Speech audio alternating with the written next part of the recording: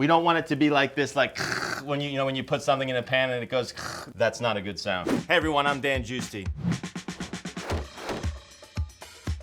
In the past, I had the opportunity to work at a lot of really cool Michelin star restaurants around the world. These days, I spend most of my time trying to figure out how to make delicious and great food on a budget, which is what we'll be doing today. Today, I've been challenged to cook 4 super simple recipes using canned seafood. Yeah, that's it, there we go.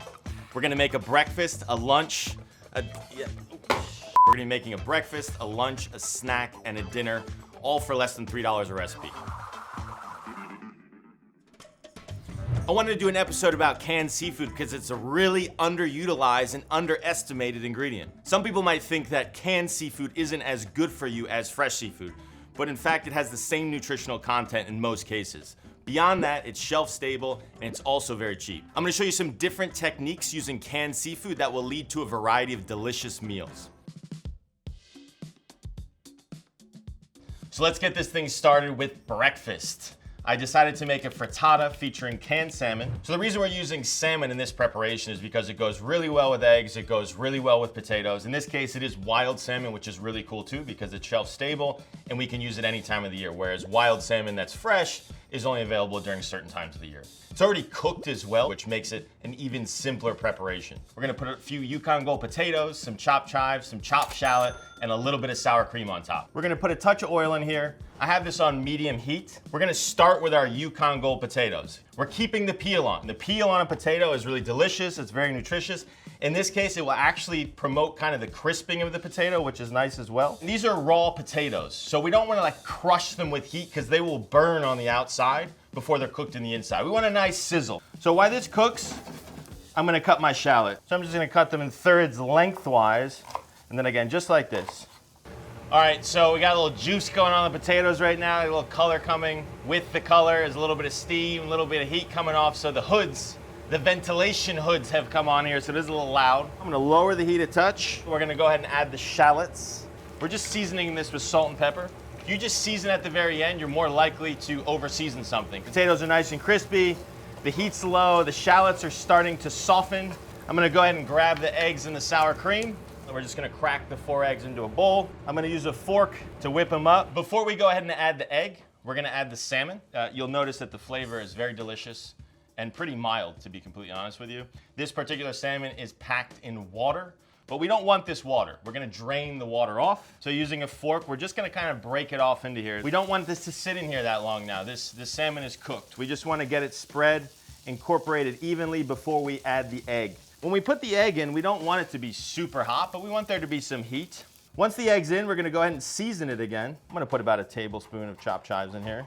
We're gonna put dollops of sour cream directly on top. The sour cream on top is gonna kind of caramelize and dry in a little bit. And the inside of the sour cream is gonna kind of stay a little gooey. So when you're eating it, you get this like pocket of creaminess. I'll put maybe one more. And that's it. We've preheated our broiler in the oven to 400 degrees. And we're gonna go ahead and put this in maybe 4 inches below the broiler. And we're gonna cook this probably towards 10 minutes just to get it brown on top and set underneath. Frittata's done. You can go ahead and cut this thing right in here and scoop it out, or you can slide the whole thing out and cut it. It's probably easier to do that. And what you'll notice is the sour cream is kind of like dried in on the outside, so it becomes a little more firm, but once you cut into it, you'll see that it's still pretty gooey. For what it's worth, we put 4 eggs in this. We put 1 can of salmon, few potatoes. That's hearty. Everything combined again makes for a very hearty breakfast. When you eat this, you're gonna be pretty full. It's very substantial. Again, less than $2 a serving. Pretty cool recipe. All right, let's give it a shot. Best part of cooking, tasting. It's delicious. I will say I got a big bite there of sour cream, which is nice. It's nice to have them spread out because sometimes you won't get it and sometimes you do it. My first bite there was a little bit of sour cream with a big chunk of salmon and roasted potato and egg. It was delicious. So there you have it. Salmon frittata featuring canned salmon. $7.55 for 4 servings, which comes out to $1.89 per serving. All right, now it's time to make lunch featuring canned sardines. And in this case, we're making this delicious salad with roasted vegetables, a light vinaigrette, and we're just gonna kind of add the sardines to add a savoriness. Sardines are super nutritious, they're super delicious, they're super savory. They're also fish that are very difficult, sometimes almost impossible to find fresh. So buying a can of sardines is actually a pretty cool way to take your cooking to another step. All of the canned seafood items are packed in something. You can find sardines packed in oil, you can find sardines packed in water. These are sardines packed in oil. They do cost a little more, but that oil becomes very savory and very flavorful, so we're not gonna get rid of it. We're actually gonna use it to dress the vegetables, which we will roast and put on the salad. So between the actual pieces of sardine and the vegetables roasted in sardine oil, we're really gonna get this nice savoriness throughout the salad without having to use more than one can for 4 portions. So we're gonna get right into it here. We have our vegetables. We're gonna cut the Roma tomatoes here into quarters. So we're gonna cut our onion. I'm gonna cut it into thirds lengthwise and then just once this way. This onion's pretty big, so we're gonna stick with 1/2 onion here. We're taking 4 cloves of whole garlic.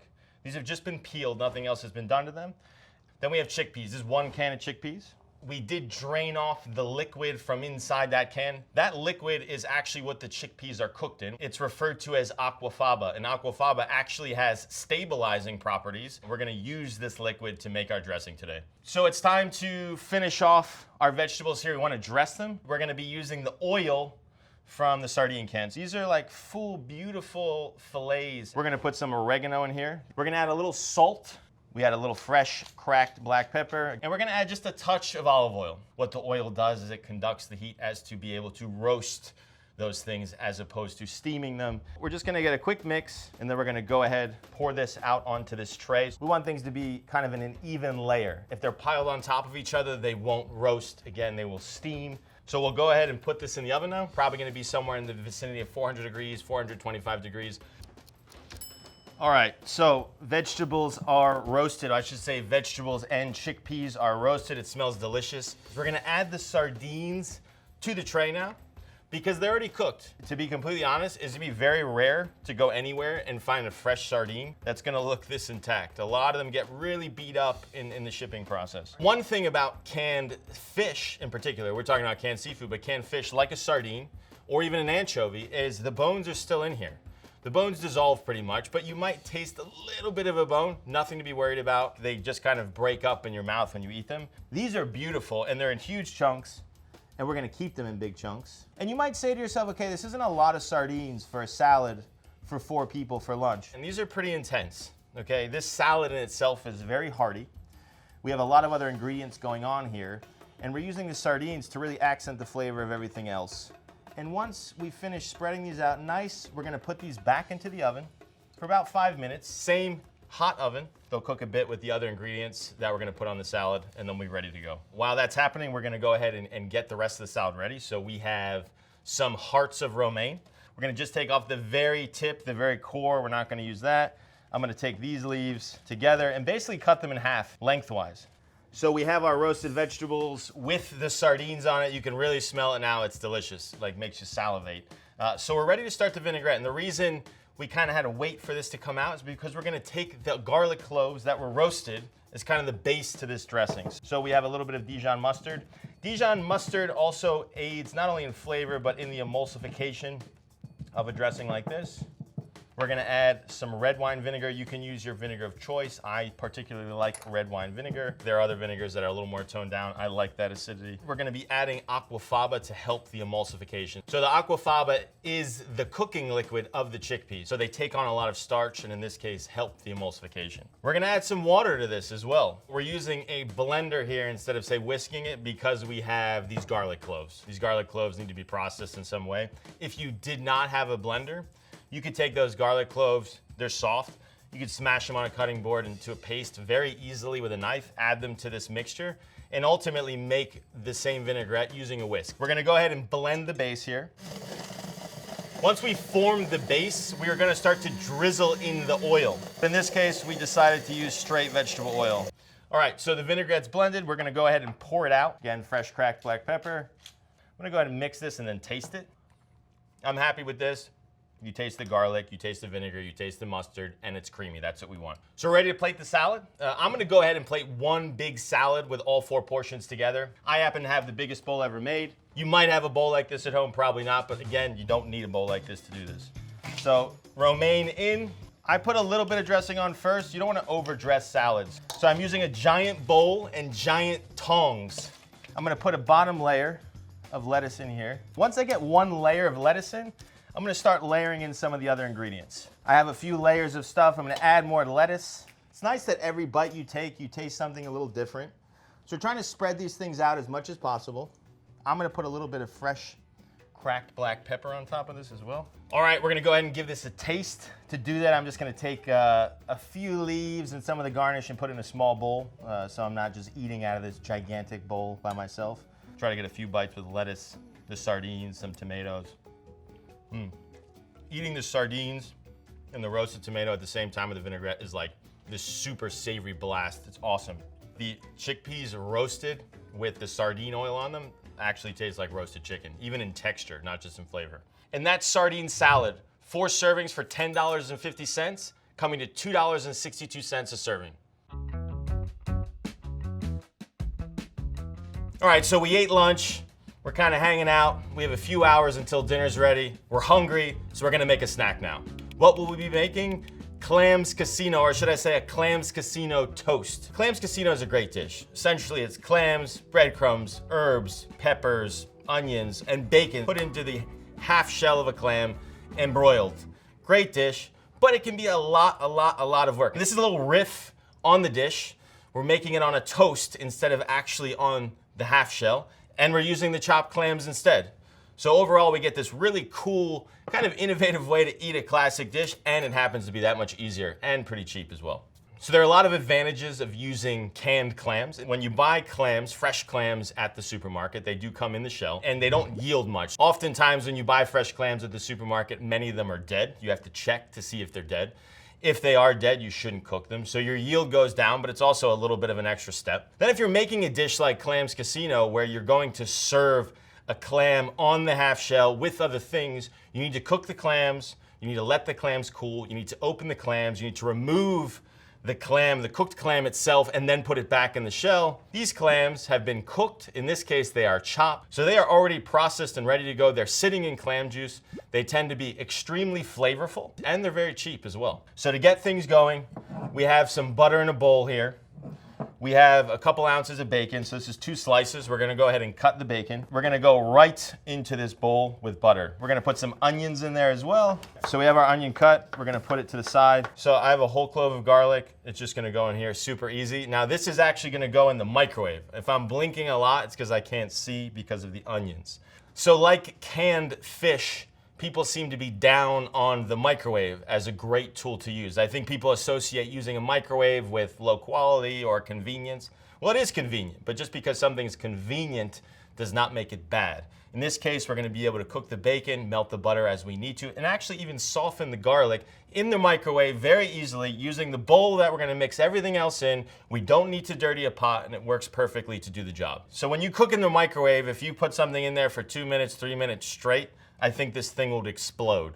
So what we do is we put it in for a minute, literally let it take a second, and put it in for another minute, and then we'll be good to go. All right, so the bacon's out now. The bacon's halfway cooked. There is a clove of garlic in here, which is now softened. I'm going to actually remove that clove of garlic now. Onions in. And I'm just gonna mix them around to incorporate them into the butter. Now I have this garlic clove. I'm just gonna kind of cut it up a little bit like this, add this into our mixture. So we're gonna go ahead and open these now. We need a can opener for this. Could be the hardest thing of the day here, opening up the can of clams. I will say that the clam juice that's particularly in these chopped clams is pretty intense. When we use sardines, we use the oil was delicious. Using canned salmon, the water that's in the canned salmon, maybe not so delicious. The liquid in these chopped clams, I think you could kind of go either way. It's not all the same from canned seafood to canned seafood. So I'm just gonna drain these. These clams have been chopped already, so these can go right into our mixture here. This is a bunch of parsley. It's been washed. So I just put the whole bunch together like this. Instead of picking leaves and messing around, I cut the whole thing. Not only are parsley stems okay to use, they're actually delicious. And in a toast like this, where we're gonna have all these different textures on top of the bread, it's a very nice addition. When you cut kind of daintier leaves like basil, you don't wanna chop them too much. They will oxidize and turn brown. We don't want that. And then I'm just gonna turn these one way and just do it one more time. So basil goes right in, mix it around a bit, help it cool down. We're gonna go ahead and add the cheese. We have the trusty microplane. Microplane, a great tool. It's essentially a cheese grater on a stick. It's not too much, a couple tablespoons worth of grated cheese. We want to taste the clam. There is a thing where you could put a lot of salt in here, and it might not be salty, but it starts to detract away from the flavor of the clam itself. So we're just gonna put a touch of salt. This dish, I think, can demand a lot of black pepper. So now that this is all mixed, we're gonna pop into the fridge for 2 minutes just so the butter cools down a little bit so it's more of a paste and makes it easy to slather on our baguette. Just took the mix out of the fridge. The butter is set up a bit more so it's cooled down. This is gonna make it a lot easier to spread on our baguette. This is a half a baguette. We're gonna cut it down the middle as even as possible, like that. So we have 2 even halves, nice. So a tray with a rack. Why we want this is because the air will go underneath. If you don't have a rack, it's not the end of the world. Okay, you can put it directly on the tray, that's fine. I'm gonna go ahead and use a spoon for this.